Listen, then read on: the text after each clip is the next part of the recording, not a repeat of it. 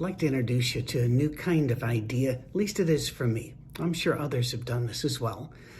But looking at the age of COVID, people are now more isolated, and they have been for so long that it is estimated by church growth experts and the people that are in the church coaching field that about 25% of American churches of all kinds will be shut within 3 years, even if COVID disappears tomorrow.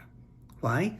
Well, because people have gotten used to not being in a church building, and they've started to question some of the need for all of that real estate. What would it be like to form a church for the COVID age and the post-COVID age? A church that can go into all the world like Jesus told us to because of a couple of things. One, not restricted by borders or boundaries. And two, we're not locked down financially. We're not locked down by a virus. Right now, travel is difficult, and finding money to be a missionary and to do good work is really tough. What if we didn't have real estate? What if we didn't put our money into an enormous heating and cooling bill, but rather put our money into people and created a virtual church with in-person events and some house church networks? We're doing that, and we call it Our Safe Harbor. Now, if you look us up on YouTube, you have to put Our Safe Harbor Church.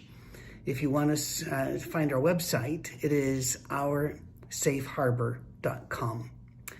What's it all about? Well, we want to be a church that is without borders and walls, not just American, Canada, America, India, but without the denominational boundaries that have locked us down and separated us. And so we welcome anybody, and we tell them, if you read the Nicene Creed or the Apostles' Creed and you think, yeah, I go along with this, well, then you're most likely going to find a really welcome home with us.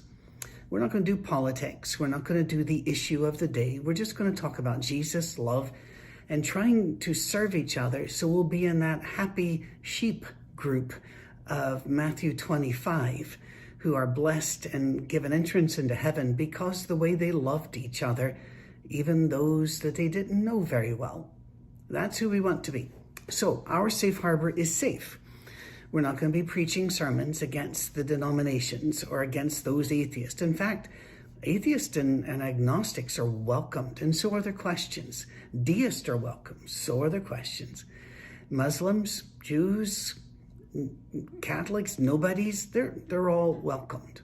Love and Christ is what we're going to focus on, and it is virtual.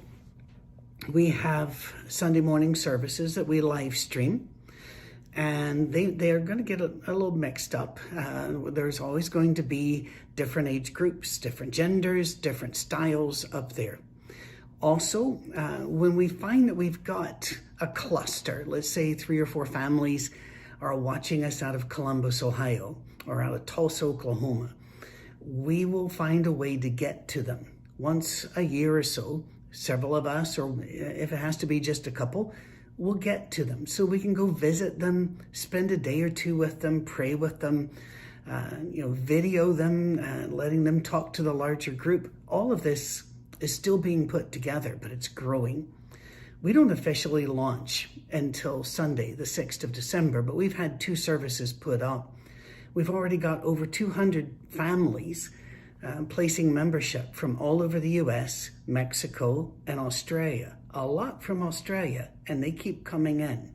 It seems to be a place that's fertile for something like this. We also have house churches because we have people that have watching parties that are around here, but also we found that they're doing it in Missouri and some other places where they get together with their friends and I'm sure in a socially distant and careful way, they watch our service and they consider themselves part of our church, and we consider them part of our church. The questions which arise from are very interesting to me. I've had people say, well, do you still believe in baptism? Isn't that interesting that you might think we wouldn't? Others will say, what are you going to have elders? Not as such, no. I believe that David Lipscomb was probably correct way back in the day when he said that being an elder is not an office, but rather a way of life. And those that are pastoring are pastors. And those who are doing just business are not pastors. And so our idea is to create as many pastors as possible. We're all sheep caring for other sheep, and all of us pointing toward Jesus. There's so much more I could say, but we're brand new. Do welcome you to check out our Safe Harbor Church. Check out what we do, how we do it, and all the mistakes we're going to make as we find our way forward step by step, trying to move at the pace of God. No faster, but we don't need him to be dragging us either. Pray for us. We're praying for you. God's got a way to get to the world. Well, let's just find a way to make that happen. God bless. Cheers.